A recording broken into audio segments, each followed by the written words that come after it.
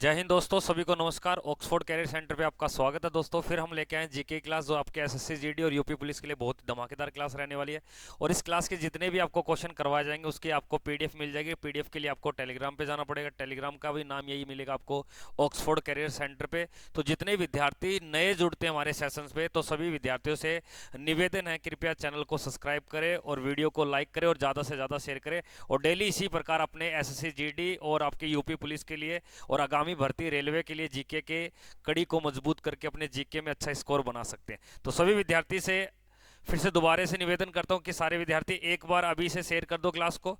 जो भी चैनल पे नए बनते हैं, जिन्होंने चैनल को सब्सक्राइब नहीं किया तो सब्सक्राइब कर लो, इससे नोटिफिकेशन आपको मिल जाएगा। प्रश्न में क्या दिया गया, ध्यान से देखना। सुभाष चंद्र बोस ने, आपने सुना होगा कि नेताजी सुभाष चंद्र बोस की बात कर रहा है। और कई बार यह भी प्रश्न आता है कि सुभाष चंद्र बोस को नेताजी की उपाधि किसने दी थी। अगर आपसे पूछ ले कि सुभाष चंद्र बोस को नेताजी की उपाधि देने वाले व्यक्ति का नाम क्या है, तो बोलोगे अडोल्फ हिटलर। तो सबसे पहले सुभाष चंद्र बोस को नेताजी उपाधि यानी कि नेताजी का जो नाम दिया था वो किसने दिया था, अडोल्फ हिटलर के द्वारा दिया गया था। और सुभाष चंद्र बोस ने 1938 में कांग्रेस पार्टी की अध्यक्षता की थी। फिर 1939 में कांग्रेस पार्टी को त्याग दिया, यानी कि क्या कर दिया, त्याग दिया। और याद रखना, सन 1939 में इसने खुद का अपना एक दल बनाया जिसका नाम आता है फॉरवर्ड फॉरवर्ड ब्लॉक ब्लॉक। तो फॉरवर्ड ब्लॉक की स्थापना किस व्यक्ति के द्वारा की गई, नेताजी सुभाष चंद्र बोस के द्वारा। और किस वर्ष की गई, 1939 में। तो इस प्रश्न का राइट उत्तर क्या मिलेगा आपको, 1939। एक बात और ध्यान देना, फॉरवर्ड ब्लॉक की स्थापना किस जगह पे की जाती है, तो आप क्या बोलोगे, कलकत्ता में। कहां की जाती है, कलकत्ता, जिसे वर्तमान में कोलकाता के नाम से जाना जाता है। अक्सर एग्जाम में प्रश्न आता है कि सुभाष चंद्र बोस के द्वारा कौन कौन से नारे दिए, तो याद रखना, दिल्ली चलो का नारा। कौन सा भैया, दिल्ली चलो का नारा किसने दिया, नेताजी सुभाष चंद्र बोस ने। और एक नारा दिया इसने जय हिंद का नारा। कौन सा भैया, जय हिंद का नारा। और नेताजी सुभाष चंद्र बोस ने एक नारा दिया था, तुम मुझे खून दो मैं तुम्हें आजादी दूंगा। ये बात किसने बोली है, नेताजी सुभाष चंद्र बोस। और याद रखना, नेताजी सुभाष चंद्र बोस की जो जयंती आती है, यानी कि इसका जो बर्थडे आता है, वह आता है आपके 23 जनवरी को। कब आता है दोस्तों, और 23 जनवरी को बनाते हैं हम पराक्रम दिवस। क्या बनाते हैं, पराक्रम दिवस। तो पराक्रम दिवस किस तारीख को मनाया जाता है, तो आप क्या बोलोगे, 23 जनवरी को। और सुभाष चंद्र बोस का जो जन्म हुआ था वो किस जगह पे हुआ था, कटक में। कहां हुआ था भैया, कटक। और ये कटक कहां पड़ता है, उड़ीसा में। और किस वर्ष इसका जन्म हुआ था, तो याद रखना 1897 में। नेताजी सुभाष चंद्र बोस ने कांग्रेस पार्टी से अपना त्याग पत्र कब दिया, 1939 में। और नेताजी सुभाष चंद्र बोस ने त्याग करने के बाद एक खुद का क्या बनाया, दल बनाया, एक पार्टी बनाई जिसका नाम आता है फॉरवर्ड ब्लॉक। और ये फॉरवर्ड ब्लॉक की स्थापना किस जगह पे की जाती है, कलकत्ता में। याद रखना, नेताजी सुभाष चंद्र बोस के द्वारा आजाद आजाद हिंद आजाद हिंद सरकार की स्थापना की जाती है। तो कई बार ये प्रश्न आता है कि आजाद हिंद सरकार की स्थापना कब की गई थी, 1943 में। और ये कहां पे की गई थी, सिंगापुर में। और आपसे कई बार यही प्रश्न आता है कि दिल्ली चलो का नारा कौन से वर्ष दिया गया था, 1943 में। ये आपको ध्यान देना है। अगले प्रश्न में देखिए क्या दिया गया, पृथ्वी का औसत तापमान कितना होता है। जिस धरती पे आप रहते हो, इस धरती पे जब सूर्य का प्रकाश आपको मिलता है तो तापमान बढ़ता है। क्या होता है, तापमान बढ़ता है। लेकिन जब सूर्य का प्रकाश कम मिलता है तो तापमान कम होता है। इसके कारण हमारे क्या बनती है, ऋतुएं बनती है। क्या बनती है, और हमारी पृथ्वी का जो औसत तापमान है वही पूछ रहा है कितना डिग्री सेल्सियस है। तो पृथ्वी का औसत तापमान है आपके सामने 15 डिग्री सेल्सियस।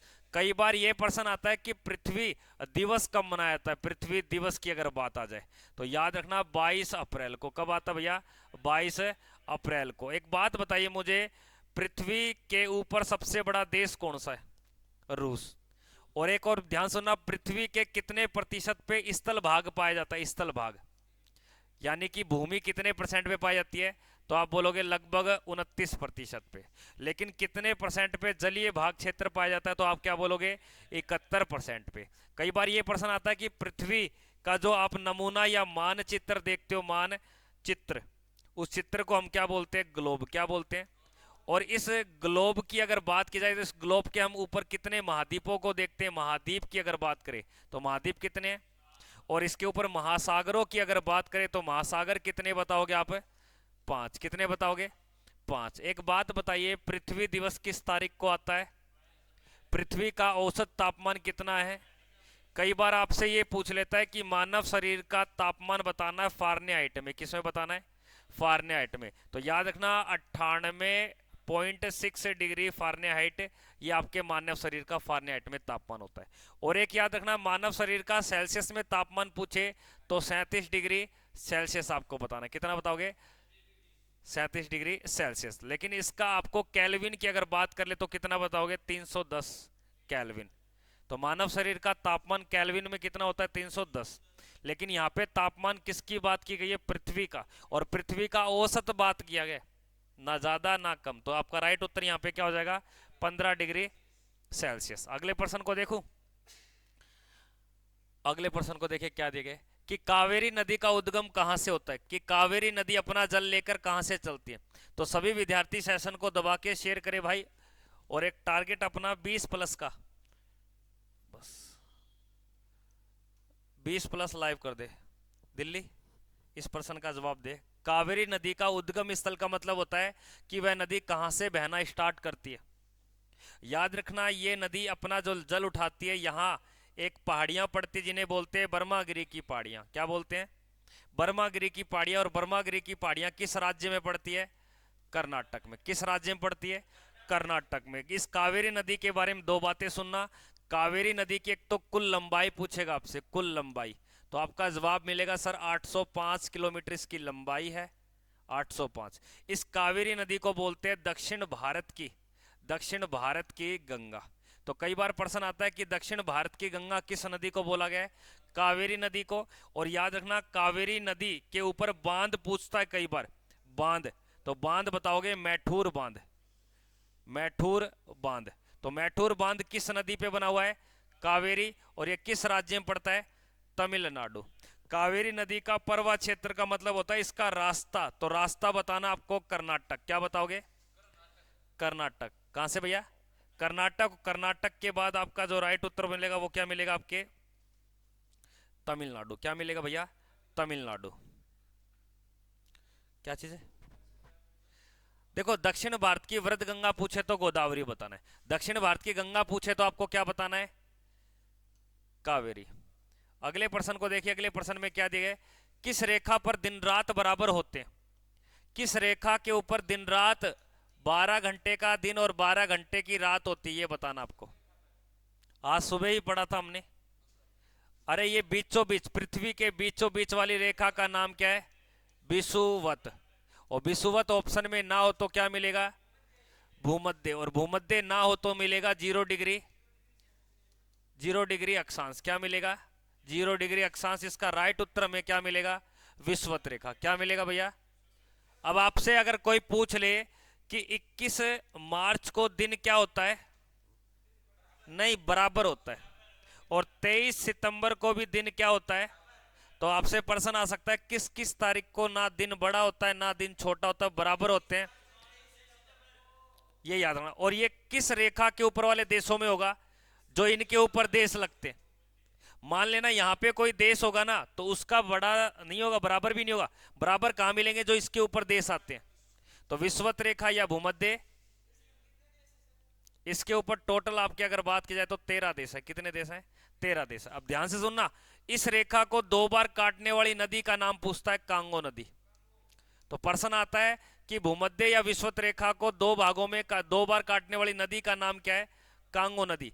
जैसे मकर रेखा को 2 बार काटने वाली नदी का नाम आता है लिम्पोपो। क्या नाम आता है? लिम्पोपो। तो कई बार प्रश्न आता है कि मकर रेखा किस गोलार्ध में है? दक्षिणी गोलार्ध में।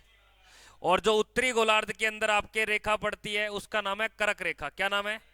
और कर्क रेखा को 2 बार काटने वाली नदी का नाम क्या है? तो ये आपको 3 नदियां याद रखनी है। भूमध्य रेखा को काटने वाली का नाम क्या है? कांगो। और मकर रेखा को काटने वाली लिम्पोपो। और कर्क रेखा को 2 बार काटने वाली। और कर्क रेखा भारत के कितने राज्यों से गुजरती है? और विश्व के कितने देशों से गुजरती है? ये 18। जबकि मकर रेखा विश्व के 10 देशों से गुजरती है। लेकिन जो आपके विषुवत रेखा ये कितने देशों से गुजरती है? और इसके ऊपर अगर दिन रात बराबर होंगे तो किस किस तारीख को होंगे? 21 मार्च को और 23 सितंबर को। रख लेगा याद। इस विषुवत रेखा का दूसरा नाम क्या है? भूमध्य रेखा, जिसे हम क्या बोलते हैं 0 डिग्री।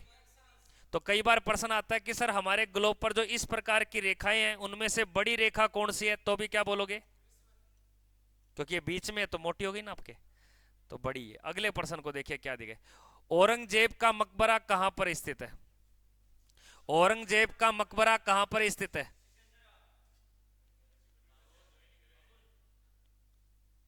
तो सारे विद्यार्थी सेशन को दबा के शेयर करें। प्रश्न में क्या दिया गया? औरंगजेब का मकबरा। देखो मुगल जितने भी शासक हैं इनके सभी के मकबरे याद रखने हैं।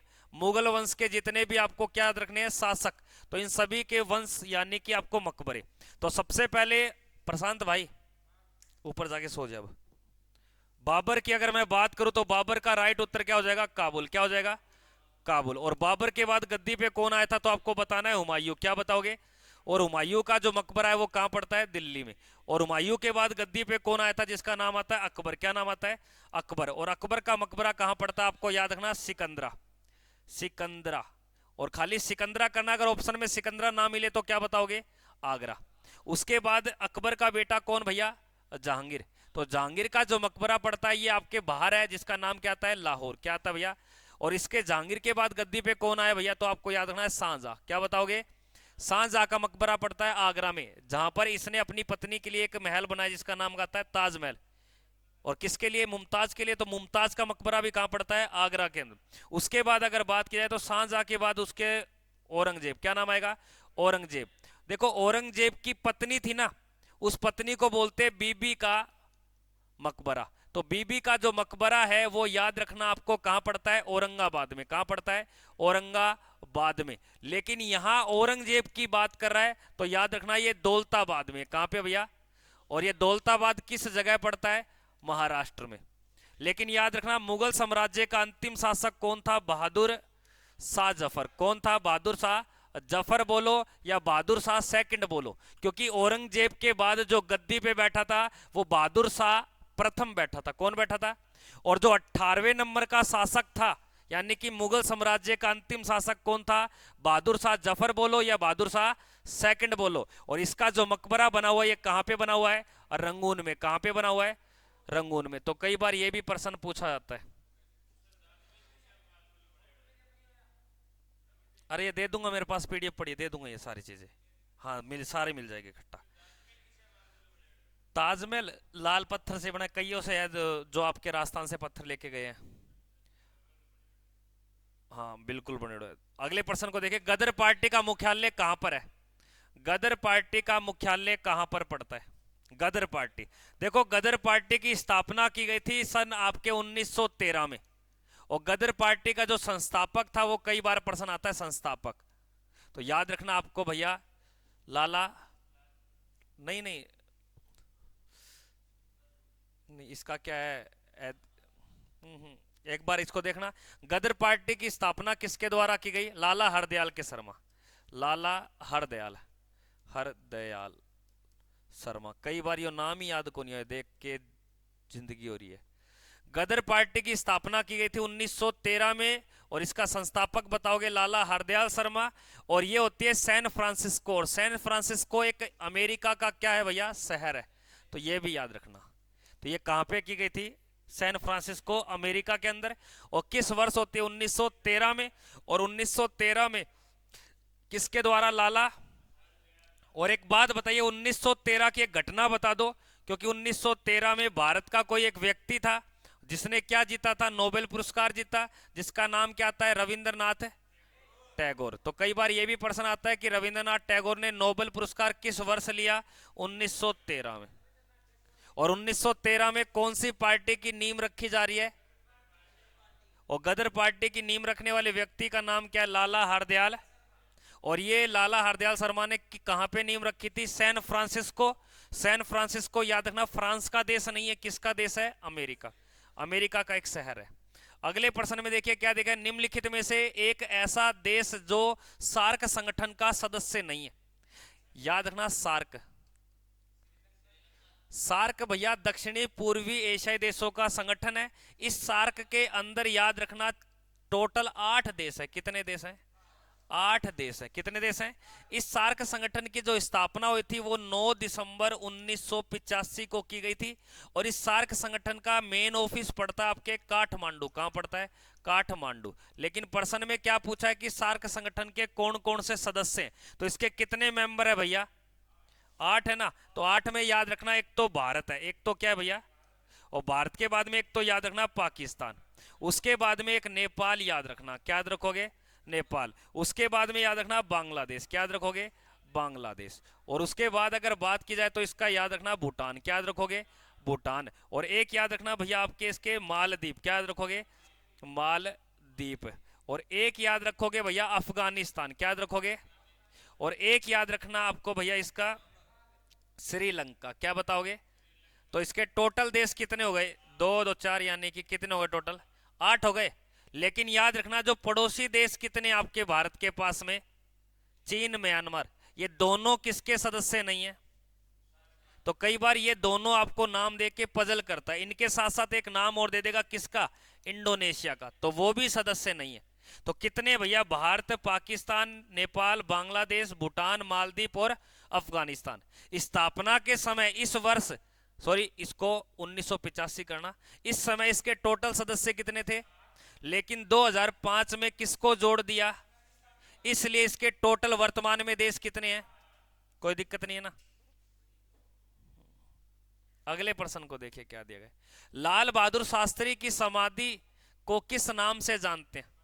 और याद रखना भारत का एकमात्र ऐसा प्रधानमंत्री था जिसका निधन विदेश में हुआ। कहां पे हुआ भैया? विदेश में हुआ। और इसका निधन कहां हुआ था? ताशकंद में। कहां हुआ था भैया? ताशकंद। और निधन का मतलब मृत्यु यानी कि मौत, यानी कि डेड, यानी कि डाई। तो याद रखना इसकी मृत्यु कहां हुई थी? उज्बेकिस्तान। उज्बेकिस्तान की राजधानी क्या है? ताशकंद। और इसकी मृत्यु होती है 1966 में। किस तारीख को? 11 जनवरी को। तो आपका राइट उत्तर यहां पे क्या मिल जाएगा? क्योंकि हमें बताया नहीं, आज सुबह बताया मैंने। इसकी समाधि स्थल का नाम क्या है? लेकिन आपको याद रखना है शक्ति स्थल किसका है? शक्ति स्थल, सॉरी शांति स्थल की अगर बात की जाए तो, और शक्ति घाट की अगर बात करें या शक्ति स्थल की बात करें तो इंदिरा गांधी। तो एक बात बताइए मुझे आप, क्या हो गया? समता स्थल की अगर बात की जाए तो जग जीवन राम। तो जग जीवन राम की समाधि स्थल का नाम क्या है? समता स्थल। लेकिन ज्ञानी जेल सिंह की, ज्ञानी जेल सिंह की समाधि स्थल का अगर बात करें तो क्या बताना है? एकता स्थल। क्या बताओगे?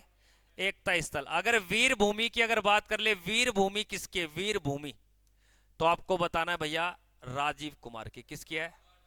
हाँ वेरी गुड। राजघाट किसका है? महात्मा गांधी। ऐसे बहुत है, आगे प्रश्न आएगा तब और बता देंगे।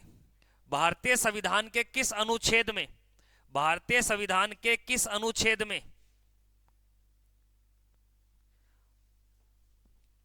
देखना, भारतीय संविधान के किस अनुच्छेद में राष्ट्रपति पर महाभियोग लगाने का प्रावधान है? अब महाभियोग कब लगाया जाता है? याद रखना जब क्या होता है भैया, आपके राष्ट्रपति संविधान का क्या करता है? अतिक्रमण। यानी कि राष्ट्रपति संविधान का उल्लंघन करता है, अतिक्रमण। अतिक्रमण। तो अतिक्रमण करने पर राष्ट्रपति को पद से हटाने की प्रक्रिया होती है, पद से हटाने की प्रक्रिया होती है। उस हटाने की प्रक्रिया को हम क्या बोलते हैं? महाभियोग। क्या बोला जाता है भैया? महाभियोग। और ये महाभियोग की जो प्रक्रिया ये किस देश से ली गई है? संयुक्त राज्य अमेरिका से। और इस महाभियोग के शब्द की बात जो बोली गई है ये अनुच्छेद 56 में बोली गई है। कहां बोली गई है? लेकिन ये महाभियोग की प्रक्रिया जो चलेगी ये किस आर्टिकल में चलेगी? 61 में। और अभी तक किसी भी राष्ट्रपति के ऊपर ऐसी प्रक्रिया का प्रावधान नहीं लेके आए। तो याद रखना कई बार प्रश्न आता है कि महाभियोग लगाने का प्रस्ताव किसको होता है? संसद में। किसको होता है भैया? संसद में। किसके पास होता है ये? लोकसभा और, तो राज्यसभा लोकसभा में से दोनों में से पारित करना पड़ेगा। तो यहां पे राइट उत्तर क्या बताऊं?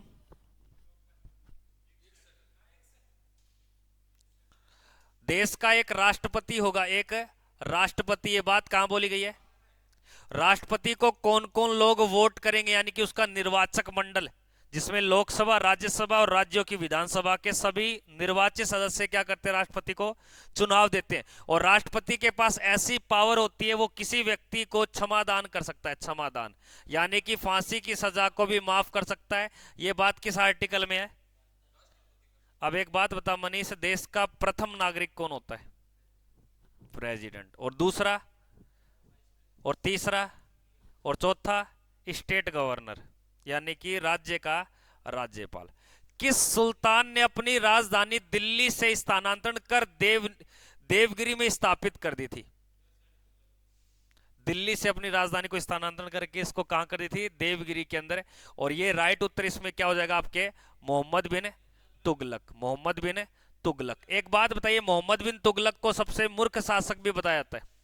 सबसे मूर्ख शासक, पागल शासक भी उपमा किसको दी गई? आपके मोहम्मद बिन तुगलक। क्या हो गया? अगले प्रश्न में देखिए, अगले प्रश्न में क्या देगा? संविधान के किस अनुच्छेद में वित्त आयोग के गठन का वर्णन है? देखो वर्तमान में जो वित्त आयोग चल रहा है, ये कौन से नंबर का चल रहा है? वित्त आयोग की अगर बात करें तो, और इसका वर्तमान में जो वित्त आयोग का अध्यक्ष है वो कौन से नंबर का है? 15वें वित्त आयोग अध्यक्ष। और इसके अध्यक्ष का नाम क्या है? एन के सिंह। क्या नाम है? जो आपके मार्च 2025 तक रहेंगे। और 16वें वित्त आयोग के जो अध्यक्ष है वो नए बना दिए गए हैं, लेकिन वो पदभार नहीं संभालेंगे अभी। तो नाम आएगा अरविंद, अरविंद पनगड़िया, पनगड़िया। तो अरविंद पनगड़िया हमारे 16वें वित्त आयोग के क्या हैं? अध्यक्ष है। जबकि 15वें वित्त आयोग के अध्यक्ष कौन है? एन के सिंह। और 15वें वित्त आयोग की अगर बात की जाए तो इसकी स्थापना कब होती है? 2020 से लेकर 25 के बीच में।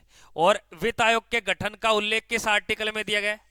और याद रखना, वित्त आयोग का जो एक अध्यक्ष होता है और 4 इसके सदस्य होते हैं, टोटल मेंबर कितने होते हैं? 5। और वित्त आयोग के अंदर कोई भी एक व्यक्ति काम करता है तो कितने वर्ष काम करता है? 5 साल। कितने करता है? और एक याद रखना, हमारे जो वित्त आयोग की जितने भी सदस्य हैं, इनको बनाने का या नियुक्ति करने का प्रावधान किस व्यक्ति को है? राष्ट्रपति को। तो ये किस अनुच्छेद के तहत इसका गठन किया जाता है? 280। वित्त आयोग रख लोगे।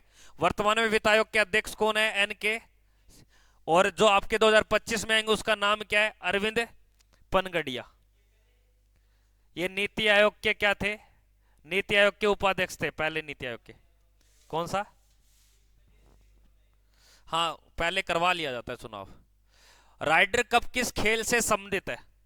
राइडर कप का संबंध किस खेल से संबंधित है दोस्तों? सभी विद्यार्थी सेशन को शेयर करें भाई, और सारे विद्यार्थी क्लास को अटेंड करें। डेली अपने पास भैया 20+ स्टूडेंट लाइव आते हैं, और आज देखना आप, इसलिए आपकी नीत खराब है। हाँ, इसमें प्रश्न दिया है राइडर कप का संबंध आपके गोल्फ से। किससे भैया? गोल्फ से। किससे है? लेकिन कई बार आता है कि बैडमिंटन से कौन कौन से कप दिए जाते हैं? एक तो याद रखना सुद्दी रमन, सुद्दी रमन। और एक याद रखना थॉम्स कप। कौन सा? Thoms cup. और एक याद रखना उबेर कप। कौन सा? तो ये तीनों के तीनों कप किस खेल में मिलते हैं? बैडमिंटन। फुटबॉल की अगर बात की जाए तो एक तो याद रखना संतोष ट्रॉफी, एक आपके डूरेंट कप। कौन सा? Durand cup. और एक आपको मार्डेल कप। और उसके बाद में याद रखना आशुतोष। एक बात बता, डूरेंट कप को डूरेंडी बोलते हैं, संतोष को संतोष ट्रॉफी बोलते हैं, मार्डल को मार्डल ट्रॉफी बोलते हैं, आपके आशुतोष को आशुतोष ट्रॉफी बोलते हैं। फीफा वर्ल्ड कप की अगर बात की जाए तो वो भी किससे रिलेटेड? आपके फुटबॉल से। इंडियन सुपर लीग की अगर बात की जाए तो वो भी किससे? फुटबॉल से। यूरो कप की बात की जाए तो वो भी किससे पड़ता है? आपके फुटबॉल से। और याद रखना, हॉकी के अंदर जो दिए जाते हैं वो उस कप का नाम क्या है? एक तो याद रखना रंगा स्वामी। क्या याद रखोगे? रंगा स्वामी। और एक याद रखना बेटन कप। कौन सा भैया? Beighton cup. और एक याद रखना मेजर ध्यानचंद कप। और एक याद रखना आगा खा कप। तो आगा खा कप का संबंध भी किससे है? लेकिन प्रश्न में क्या दिया गया? राइडर कप का संबंध किससे है? कई बार यह प्रश्न आता है कि गोल्फ के परिसर का नाम क्या है? अर्जन इधर देख ले, परिसर का मतलब क्या होता है? अब ये बता दे, परिसर क्या चीज होती है? मेरे उमेर कान देख ले, तो मैं पागल को नहीं। परिसर का मतलब होता है जहां पर गोल्फ को खेला जा रहा है, यानी कि गोल्फ की क्या है वो जगह, उस परिसर का नाम क्या है, कोर्स, क्या नाम है। जैसे हॉकी को जहां पे खेलते हैं उसको हम क्या बोलते हैं, मैदान, क्या बोलते हैं। जिस प्रकार फुटबॉल को खेलते हैं उसको भी हम क्या बोलते हैं, उसी प्रकार गोल्फ को खेलने वाली जगह का नाम क्या है, कोर्स। जबकि बैडमिंटन को जहां पे खेला जाता है इसको हम कोर्ट बोलते हैं, क्या बोलते हैं, कोर्ट बोला जाता है। जहां पे बास्केटबॉल भी खेलते हैं क्या बोलते हैं उसको, कोर्ट बोलते हैं। क्रिकेट जहां खेला जाता है उस जगह को क्या बोलते हैं, पिच कहा जाता है, क्या बोला जाता है। तो ऐसी चीजों के मतलब को हम क्या बोलते हैं, परिसर। कोर्ट एक पाला बनाया जाता है, घेरा बनाया जाता है इतने बाई का। लॉन टेनिस हो गया, टेनिस हो गया, टेबल टेनिस जो खेला था उसकी जगह को बोर्ड बोलते हैं, कट कट के आवाज आती है, बोर्ड पे खेला जाता है। तो गोल्फ के परिसर का नाम कोर्स है, बहुत बड़ा मैदान होता है, इसमें छोटी सी गेंद होती है, एक लंबी सी स्टिक से मारा जाता है आपके। तो ये गोल्फ को आपको ध्यान देना, सबसे महंगा खेल यही होता है। इसमें राइडर कप दिया जाता है। अगले पर्सन को देखिए, एक पर्सन में ज्यादा हो जाएगा इसलिए पर्सन को आगे ले रहा हूं। पर्सन में क्या दिया गया, खजुराहो के मंदिर। देखो खजुराहो के अंदर खूब सारे देवताओं के मंदिर है, लगभग 12-13 प्रसिद्ध मंदिर है। इस खजुराहो के जो मंदिर पड़ते हैं ये मध्य प्रदेश में पड़ते हैं, कहां पड़ते हैं, और मध्य प्रदेश की एक जगह पड़ती है छतरपुर, क्या पड़ती है। और इस जैन मंदिर, यहाँ पे प्रमुख कौन से मंदिर बहुत फेमस है, जैन मंदिर। और इन जैन मंदिरों का जो निर्माण करवाया वो किस शासक ने, चंदेल शासकों ने। ऐसे ही राजस्थान में एक जैन मंदिर पाए जाते हैं जिनका नाम क्या है, दिलवाड़ा के जैन मंदिर। तो दिलवाड़ा के जो जैन मंदिर है ये किस जगह पड़ते हैं ये पूछा जाता है। तो आपको याद रखना है माउंट माउंट आबू। और ये माउंट आबू कहाँ है, सिरोही। और सिरोही कहां पड़ता है, राजस्थान में। और इन जैन मंदिरों का जो निर्माण करवाए दिलवाड़ा के, वो याद रखना चालुक्य, चालुक्य प्लस में आपके सोलंकी, सोलंकी शासकों द्वारा, ये आपको ध्यान देना है। लेकिन यहां प्रश्न क्या पूछा है, खजुराहो के जैन मंदिर किस राज्य में, मनीष, खजुराहो के जैन मंदिर किस राज्य में है। वेरी गुड, यहां लिख तो रखा है, इतना ध्यान लगेगा, तोड़ दूंगा अड्डियां तेरी।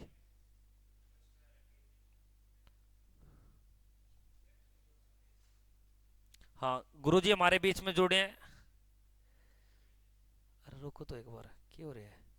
सभी विद्यार्थी शासन को शेयर करें। देखिए कांचीपुरम के मंदिर का निर्माण किस वंश के शासकों द्वारा करवाया गया था, तो ये याद रखना आपके पल्लव वंश के शासकों द्वारा करवाया गया था। कहां करवाया गया था ये। अगले प्रश्न को देखिए, स्वतंत्रता प्राप्ति के समय भारतीय राष्ट्रीय कांग्रेस के अध्यक्ष कौन थे। याद रखना स्वतंत्रता प्राप्ति कब मिली हमें, 1900। उस टाइम कांग्रेस पार्टी का लीडर जो था, अध्यक्ष जो था, वो था आपके जेबी कृपलानी। कई बार ये प्रश्न आता है कि जेबी कृपलानी कौन सी समिति का अध्यक्ष था, समिति का अध्यक्ष था। कांग्रेस का नहीं, समिति अलग चीज है, ये याद रखना, झंडा समिति का अध्यक्ष था। तो कई बार पूछा था संविधान निर्माण करवाया गया तो अलग अलग लोगों की कमेटियां बनी थी, तो उसमें से एक झंडा कमेटी थी, उस झंडा कमेटी का लीडर कौन था। और जब स्वतंत्रता प्राप्ति के समय कांग्रेस पार्टी का लीडर कौन था, कौन था भैया, जेबी कृपलानी, यही तो पूछ रहा हूं। और आज वर्तमान में हमारी कांग्रेस पार्टी का नेता या अध्यक्ष कौन है ये बता दो, कांग्रेस पार्टी का अध्यक्ष कौन है। सारे विद्यार्थी कमेंट करके बताना, जितने भी लाइव देख रहे हैं भाई साहब, अब पता चलेगा कितने पढ़ते कितने नहीं पढ़ते। है आगा जेब। न्याय की जंजीर, न्याय की जंजीर किसने स्थापित की थी। देखो अब एक आपके राजा है, क्या है कोई, अब उसके दरबार में बहुत सारे लोग हैं, और लोगों को पहले क्या होता था, उस राजा के मकान पे या महल पे जाने की परमिशन नहीं थी। अब कोई भी चीज का न्याय करने के लिए आप उसके दरबार में जा सकते हो। ऐसी व्यवस्था चलाने वाले शासक का नाम क्या है, तो न्याय की जंजीर का पालन करने वाला, न्याय की जंजीर को लागू करने वाले शासक के नाम क्या है। और जहांगीर गद्दी पे बैठा था 1605 से लेकर 1627 तक। जहांगीर के बचपन का नाम क्या आता है, सलीम, गद्दी पर बैठा था आपके। और याद रखना जहांगीर के पिताजी का नाम क्या है, अकबर। और एक बात बताइए मुझे, जहांगीर ने सबसे ज्यादा किसका निर्माण करवाया, चित्रकला का। किसका करवाया? इसलिए जहांगीर के समय को चित्रकला का क्या बोलते हैं? स्वर्ण काल। तो मुगल काल में किस व्यक्ति के या किस शासक को चित्रकला का स्वर्ण काल कहा जाता है? जहांगीर का मकबरा कहां पड़ता है? तो आप क्या बोलोगे? लाहौर में। कहां बताओगे? लाहौर में। रख लोगे। जहांगीर का उत्तराधिकारी शासक बता दो कौन था? उत्तराधिकारी का मतलब पता है क्या होता है? आज मैं गद्दी पर हूं, आज मैं यहां पढ़ा रहा हूं, अगर मेरे हटने के बाद कोई पढ़ा रहा है, वो उत्तराधिकारी है, उसको संभालने वाला। तो जहांगीर के बाद इसका बेटा ही तो संभालेगा, और शाहजहां। लेकिन जहांगीर किसका उत्तराधिकारी शासक बना था? वेरी गुड, धन्यवाद। यानी कि इसके पिता की जगह ये। अगले प्रश्न को देखिए। अगले प्रश्न में क्या दिया है? दाचिम ग्राम अभ्यारण्य किस राज्य में? देखो क्या होते हैं, कुछ आपके वन्य जीव संरक्षण होते हैं, उनको बचाने के लिए केंद्र सरकार, राज्य सरकार आप योगदान देती है, तो ऐसे क्षेत्र को अभ्यारण्य बोलते हैं। ये वर्तमान में 576 है। कितने अभ्यारण्य हमारे देश में टोटल? उस 576 में से एक अभ्यारण्य का नाम है दाची ग्राम अभ्यारण्य। और यह अभ्यारण्य किस राज्य में पड़ता है? तो आप क्या बोलोगे? जम्मू एंड कश्मीर। जैसे आपके सरिस्का अभ्यारण्य हो गया, आपके रणथंभौर अभ्यारण्य हो गया, ये राजस्थान में। जिम कॉर्बेट हो गया उत्तराखंड में। तो ऐसे दाचिंग ग्राम अभ्यारण्य यानी कि राष्ट्रीय उद्यान भी है ये। किस राज्य में ये? और जम्मू एंड कश्मीर में एक झील पाई जाती है जो मीठे पानी की, भारत की सबसे बड़ी झील है मीठे पानी की। क्या नाम है? यह सागर है क्या? वूलर। क्या नाम है? तो वूलर झील भारत की कैसी झील है? और ये सबसे बड़ी झील है मीठे पानी की। और ये किस नदी के द्वारा बनी है? ये किस नदी पे बनती है? झेलम। तो कई बार प्रश्न आता है वूलर झील का निर्माण किस नदी ने किया? तो आप बताओगे झेलम नदी ने। स्वर्ण मंदिर बनाने के लिए किस मुगल बादशाह ने जमीन दी थी? और एक बात बताइए, स्वर्ण मंदिर जो पड़ता है किस राज्य में पड़ता है? अब स्वर्ण मंदिर जहां बनेगा उस जगह का नाम क्या है? अमृतसर। और एक बात बताइए, अमृतसर शहर तो होगा। यही प्रश्न आता है कि इस अमृतसर शहर की स्थापना करने के लिए अकबर ने जमीन दे दी। क्या दे दी? और अकबर ने जमीन दे दी किसको? रामदास को। और इस रामदास के बेटे अर्जुन देव ने क्या बना दिया उसके ऊपर है? तो कई बार प्रश्न आता है स्वर्ण मंदिर की नींव रखने वाला व्यक्ति तो ये था, लेकिन उसको पूर्ण करवाने वाले व्यक्ति का नाम आता है सिखों के 5वें गुरु, गुरु अर्जुन देव। स्वर्ण मंदिर किस राज्य में पड़ता है बनवारी भाई साहब? स्वर्ण मंदिर किस राज्य में? ये तो शहर है, राज्य पूछ रहा हूं। वेरी गुड, पंजाब में। अच्छा, राष्ट्रपति के निर्वाचन संबंधित विवाद को, अब यहां देखिए, जब कभी राष्ट्रपति का इलेक्शन होता है, उस इलेक्शन में कोई भी समस्या आती है तो उसको हम क्या बोलते हैं? विवाद बोलते हैं, चुनावी विवाद बोलते हैं। उस विवाद को कौन देख सकता है? विवाद को कौन सुलझाएगा कि ऐसे नहीं ऐसे होना चाहिए? विवाद को कौन झेलेगा? तो याद रखना सुप्रीम कोर्ट झेलेगा। कौन झेलेगा? और ये याद रखना अनुच्छेद 71 में बात बोली गई। किस आर्टिकल में बोली गई है? अगर राष्ट्रपति और प्लस में उप, इन दोनों के चुनाव के विवाद को कौन देखता है? यह बात किस आर्टिकल में बोली गई है? 71 में। लेकिन याद रखना राष्ट्रपति उपराष्ट्रपति का चुनाव कौन करवाता है? भारत का चुनाव आयोग। कौन करवाता है? चुनाव आयोग तो आपके क्या करवा देगा? चुनाव करवा देगा। लेकिन विवाद होने पर इसका फैसला कौन करेगा? और यह बात किस आर्टिकल में बोली गई है? रख लेगा अर्जन? ठीक है। अगले प्रश्न को देखिए।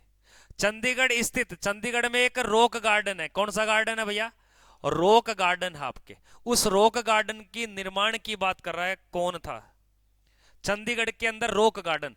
जबकि जो चंडीगढ़ शहर है ना, ये आपके एडविन लुटियंस नामक व्यक्ति ने बसाया था। और यहां का जो रॉक गार्डन है ये बसाया था आपके नेकचंद। किसके द्वारा भैया? नेकचंद।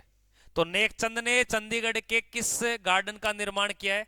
Rock garden. एक बात बताइए, चंडीगढ़ क्या है वर्तमान में? राज्य है या केंद्र शासित प्रदेश है?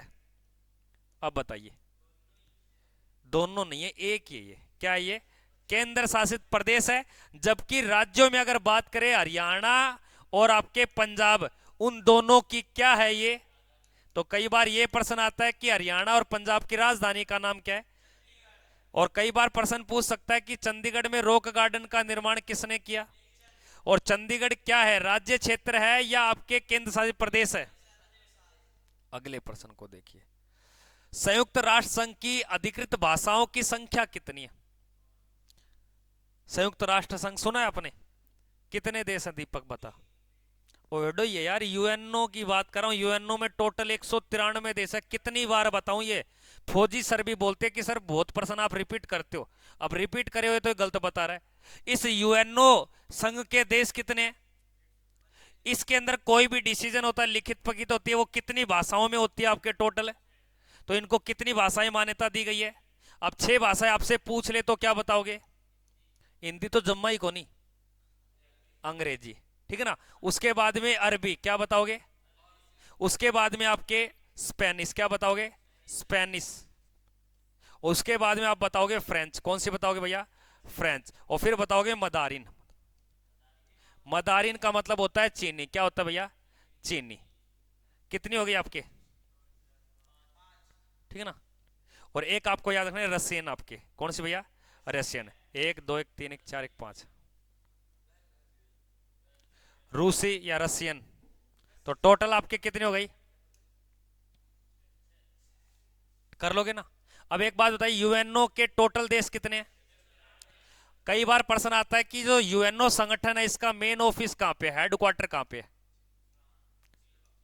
अरे न्यूयॉर्क है। जब देखो जितनी बात पढ़ाऊं काफी में लिख लिया करो, याद रह जाएंगे। घोट के पी जाओ पेपर में, कोई थाना सपोर्ट कौन करो थार के मन में हो रही है कि पड़ोसी उत्तर बता दो, मोरे कौन बताओ है? वो सोचो ये ना बता दो आगे निकल जाएगो। वो बताओ भी दो, गलत बताओ।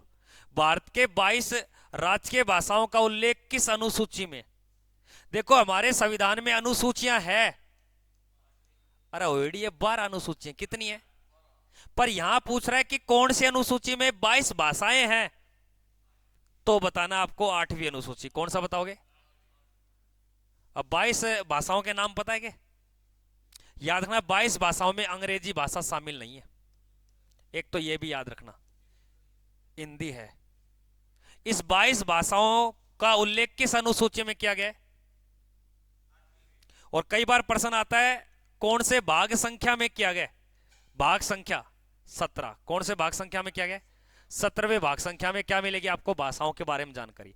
अनुच्छेद पूछ लेगा किस अनुच्छेद के अंदर हमारी भाषाओं का उल्लेख है, तो अनुच्छेद 343 से लेकर 351 तक।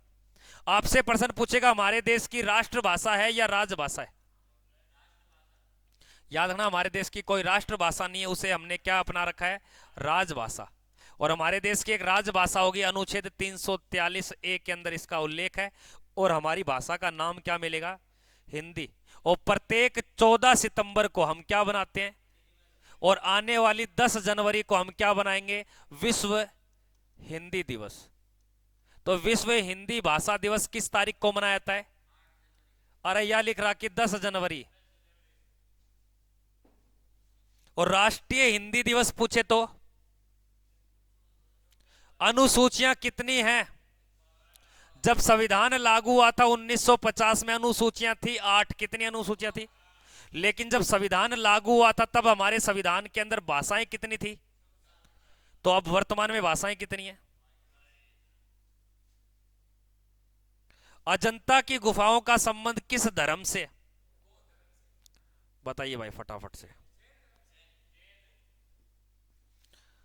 कई बार कराइडो ये प्रश्न थारो होमवर्क है, बाद में वीडियो का कमेंट सेक्शन में बताओगा। अजंता की गुफाएं कहां पड़ती है आपके? मुंबई में पड़ती है या औरंगाबाद में पड़ती है? तो राइट उत्तर यहां पे क्या होगा? औरंगाबाद। यानी कि राज्य बोले तो, यानी कि मुंबई में नहीं आती है, इतना ध्यान देना। अगले प्रश्न को देखिए क्या दिया गया।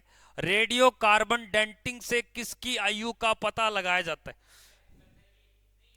देखो रेडियो कार्बन डेंटिंग को बोलते हैं सी कार्बन 14 नामक एक विधि है।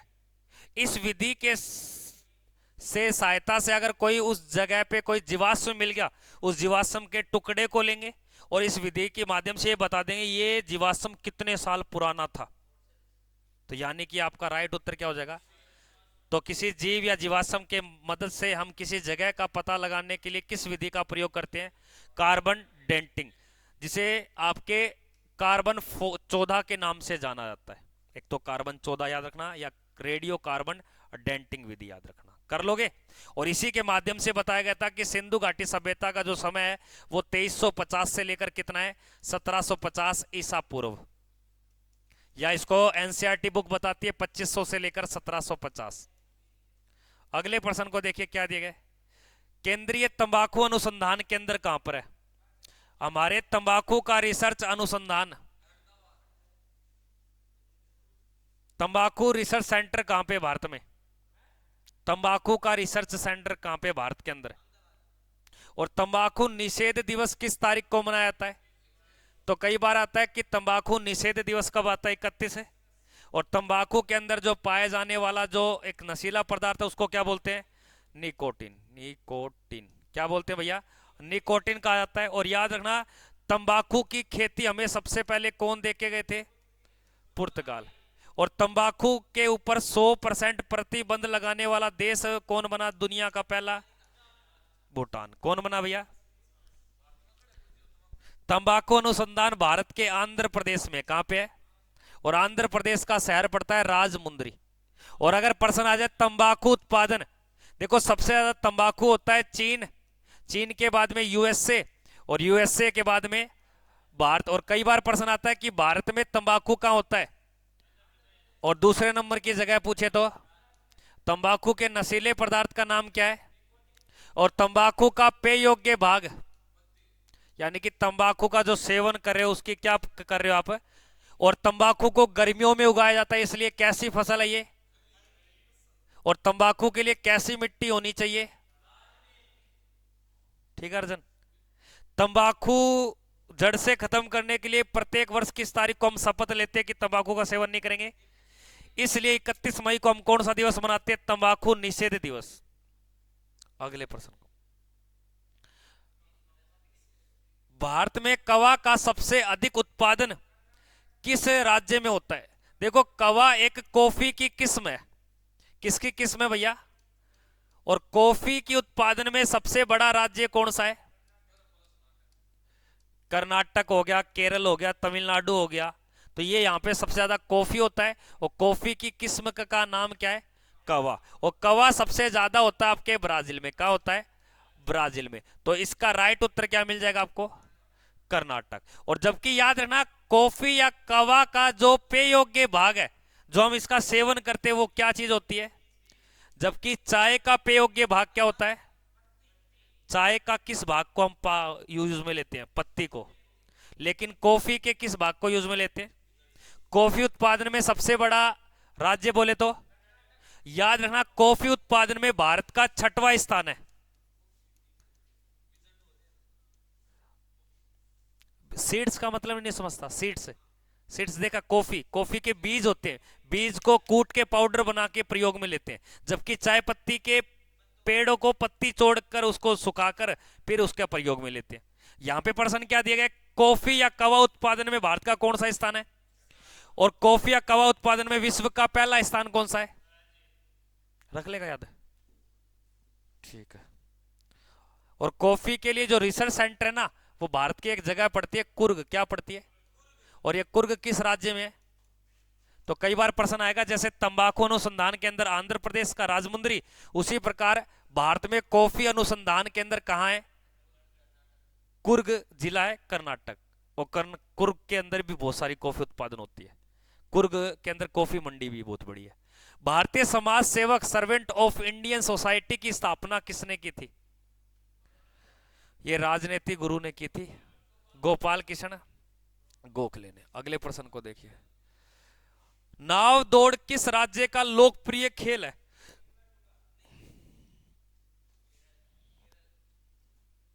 अब एक बात बताइए, नाव दौड़ करने के लिए क्या होना चाहिए? तो यहां पर एक राज्य पड़ता है, इस राज्य का नाम है केरल। क्या नाम है? क्या नाम है इसका? और इस केरल के अंदर यहां पर एक आपके तटवर्ती झील है, इस प्रकार की झील है। इस झील की लंबाई है 96 किलोमीटर। कितनी है? और यह देश की सबसे लंबी झील है। इस झील का नाम आता है बेम्बेनाद। बेम्बेनाद। तो बेम्बेनाद के अंदर क्या होती है? आपके नौका दौड़ होती है। क्या होती है? और इस नौका दौड़ के अंदर एक कप या ट्रॉफी दी जाती है जिसका नाम आता है विम्बलडन, ठीक है ना। आपके नौका दौड़ में आपके विम्बलडन नामक एक ट्रॉफी दी जाती है, वो याद रखना आप थोड़ा सा। और ये किस राज्य का प्रमुख हो गया भैया, और ये किस झील के अंदर होता है आपके, बेम्बेनाद। और यहां राइट उत्तर क्या करूंगा मैं, एक बात बताइए, केरल का प्रमुख त्योहार कौन सा है। हाँ,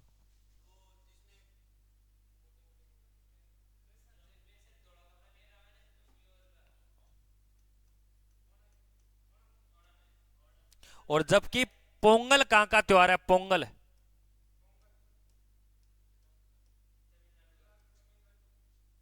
और गुजरात का है, 14 जनवरी को होगा बहुत तकड़ा पतंग महोत्सव। हाँ, तो पतंग महोत्सव कहां का है।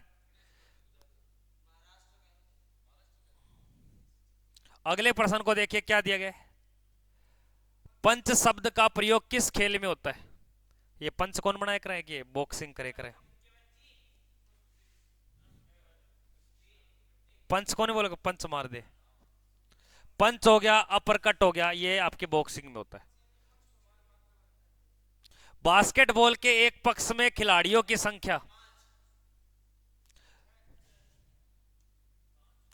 कई बार ये प्रश्न आता है कि वॉलीबॉल के अंदर सारे में 5 होंगे क्या?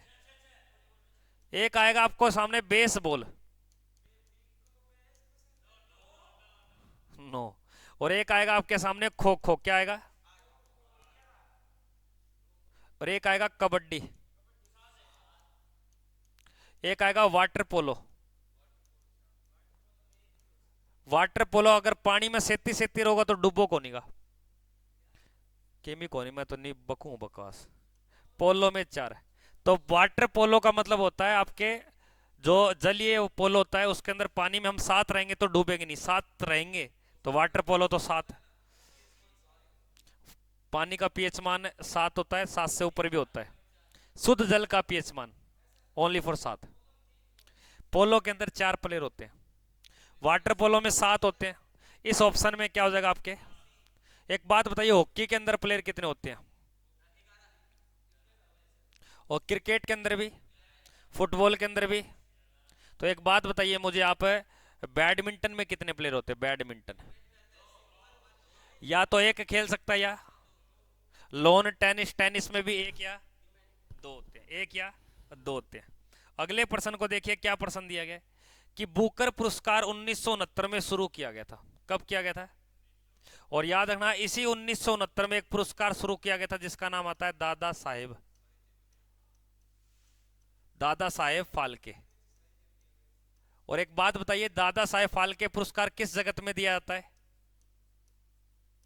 मैं क्या बता रहा हूं, जैसे एक पुरस्कार है आयरलैंड की सरकार द्वारा दिया जाता है, मेन बुकर पुरस्कार, कौन सा, इसके आगे एक शब्द लग जाएगा मेन बुकर। और इस मेन बुकर पुरस्कार की शुरुआत कब हुई थी, 1900। उसी वर्ष हमारे भारत में किस पुरस्कार की शुरुआत होती है, वो तो फिल्म से दिया जाता है, जबकि मेन बुकर दिया जाता है आपके अंग्रेजी लिटरेचर यानी कि अंग्रेजी साहित्य में, आयरलैंड की सरकार द्वारा दिया जाता है, याद रख लोगे। लिटरेचर का मतलब साहित्य। कर्णम मलेश्वरी का संबंध किस खेल से। और कर्णम मलेश्वरी बहुत फेमस रही है। पर्सन क्या मिलेगा, भारत की पहली, भारत की पहली महिला, महिला ओलंपिक, ओलंपिक गेम में, गेम में पदक विजेता। तो पहली महिला, याद रखना ये भारोत्तोलन। और ये कब मिला था, 2000 के अंदर। और कैसा पदक मिला इसको, कांसा, जिसको हम क्या बोलते हैं, ब्रोंज बोलते हैं। स्वर्ण होता है आपके गोल्ड। तो गोल्ड किसी महिला को नहीं मिला अभी तक। गोल्ड 2 पुरुष को मिला है और एक हॉकी टीम को मिला है, 8 मिले हॉकी टीम को। और पुरुष कितने हैं, 2, एक नीरज चोपड़ा, एक अभिनव बिंद्रा। ऐसी भारत की कोई महिला नहीं जिसने गोल्ड पदक जीता हो, कहां पे, ओलंपिक में। हाँ, ये पूछ लेगा कि सबसे पहले ओलंपिक में ब्रॉन्ज पदक जीतने वाली महिला का नाम क्या है, कर्णम मलेश्वरी। इस कर्णम मलेश्वरी का संबंध किस खेल से है, भारोत्तोलन से, कर लोगे। अगले प्रश्न को देखिए क्या दिया गया। भारतीय संसद के दोनों सत्रों के बीच अधिकतम समय सीमा कितनी हो सकती है? याद रखना, एक होती है लोकसभा और एक होती है राज्यसभा। अगर राज्यसभा अपने कोई एक बैठक कर दी तो दूसरी बैठक उसको करना है तो ज्यादा से ज्यादा कितने महीने का समय खींच सकती है? इस कारण एक वर्ष में कम से कम कितनी बैठक होनी चाहिए? अधिकतम कितनी हो सकती है, लेकिन अधिकतम समय कितना अंतराल होगा एक एक बैठक से दूसरी बैठक में? तो इसका राइट उत्तर क्या हो जाएगा? अगले प्रश्न को देखें। कोयला एक प्रकार का है। कोयला क्या चीज है? देखो, हमारी धरती पे कोई चीज का निर्माण होता है वो तीन परतों में होता है। किस में होता है? एक होता है आगन्य, आगन्य सैल या इसको चट्टान बोलते हैं। इसके बाद दूसरी जो चट्टान बनती है उसको बोलते हैं अवसादी। और उसके बाद इन दोनों चट्टानों के ऊपर अधिक प्रेशर लगाकर एक नई चट्टान बनाते हैं जिसको बोलते हैं रूपांतरित, रूपांतरित या इसे कायांतरित चट्टान बोलते हैं। हाँ, तो इन दोनों में से परिवर्तन करके एक नई चट्टान बना दी, वो हो गया आपके रूपांतरित या कायांतरित चट्टान। याद रखना, आगन्य चट्टाने आपके जब ज्वालामुखी उत्पन्न होता है तब इसका निर्माण होता है। फिर उसके बाद में कोई पेड़ पौधों या जीवाश्म के गलने सड़ने से, जीवों के दबने से, धसने से बाद में क्या बनती है? और जब जीवाश्म गलते हैं, गलने के बाद में किसका रूप लेते हैं? याद रखना, अवसादी चट्टान में एक कोयला पड़ना है और एक पेट्रोल। तो कई बार प्रश्न आता है पेट्रोल और कोयला किस चट्टान का रूप है? तो इस प्रश्न का राइट उत्तर क्या करूंगा? अवसादी। तो चट्टान की कितनी प्रकार होते हैं?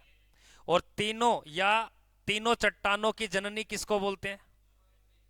आगन्य सैल को, जो सबसे पहले बनी है। धन विधेयक सर्वप्रथम कहां पर पेश होता है? देखो, धन जनता का है। किसका भैया? यानी कि जनता का सदन क्या होता है? लोकसभा।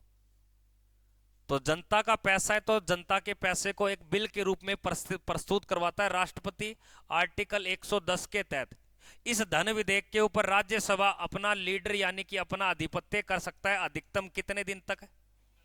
यह राज्यसभा में 14 दिन तक एज ए मेहमान के रूप में बिल पड़ा रह सकता है, वहां पे रोक सकता है।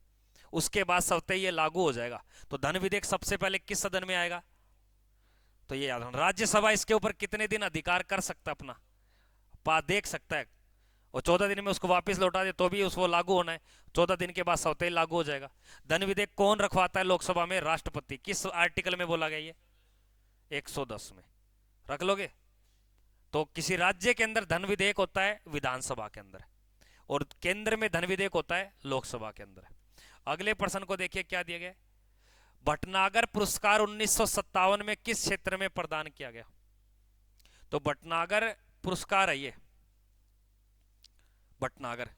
और ये भटनागर पुरस्कार यूनेस्को चलाती है। कौन चलाती है? यूनेस्को एक संगठन है जिसके माध्यम से संस्कृति, बढ़िया बड़ी जगहों के स्थलों को एक मान्यता देती है यूनेस्को। उसने ये शुरू किया था किसमें भैया? विज्ञान जगत में। किसमें भैया? विज्ञान जगत में। एक लास्ट प्रश्न और देख लो आज की क्लास का। सिनेमा के क्षेत्र में दादा साहेब फाल्के पुरस्कार की शुरुआत कब की गई? अभी बताया था जस्ट मैंने। और ये किस जगत में दिया जाता है? यानी कि सिनेमा में दिया जाता है। तो सबसे पहले महिला के रूप में किसे मिला था? ये देविका रानी को। किसको मिला था? और ये किस वर्ष इसकी नींव रखी गई? ठीक है, तो आज के लिए इतना ही। मिलते हैं अगली क्लास में। तब तक के लिए जय हिंद, वंदे मातरम। सारे विद्यार्थी कमेंट करके बताइए कि क्लास का सेशन कैसा चल रहा है, प्रश्न के लेवल किस प्रकार है। अगर आप डेली क्लास में कम से कम भी, अगर मैं आपके सामने 50% भी रखता हूं और 50 में से आपके 30 प्लस भी क्वेश्चन राइट होते हैं, तो इसका मतलब आप बिल्कुल सही चल रहे हो। जिस हिसाब से चल रहे हो उस हिसाब से चलने दो। अगर 30 से कम हो रहे हैं तो भाई पढ़ने की आवश्यकता आपको है। फौजी सर कह रहे हैं कि बहुत सुंदर, धन्यवाद फौजी जी। अगला प्रदीप, ये अंगूठा दिखा देते हो भाई आप। मनीष, धन्यवाद गुरुजी। प्रश्नों का लेवल बताइए। जिस प्रकार के प्रश्न आपसे पूछे जा रहे हैं, क्या इसी प्रकार के प्रश्नों को डेली यही रखें या प्रश्न के लेवल को थोड़ा कम करें? गुड इवनिंग सर, नमस्कार भाई, नमस्कार। ओम कुमार, और जितने विद्यार्थी सेशन में नए जुड़ते हैं दोस्तों, आप सेशन को सब्सक्राइब भी करें भाई, चैनल को सब्सक्राइब करें, शेयर भी करें, और डेली भाई देखा करो क्लास। फिर बाद में बोलोगे सर ये समस्या होगी, मैं बंद कर दूंगा फिर क्लास, फायदा क्या है। दीपक कह रहे हैं कि बहुत सुंदर, वेरी गुड भाई साहब। अर्जुन नाथ ने जवाब दिया कि गुड, अच्छे हैं गुरुजी, वेरी गुड भाई। युवराज देखो हमारा स्टूडेंट सुबह जुड़ता है, वो आज शाम को लाइव आया, बहुत अच्छा सर, धन्यवाद धन्यवाद भाई साहब। गुड नाइट गुरुजी, गुड नाइट भाई साहब।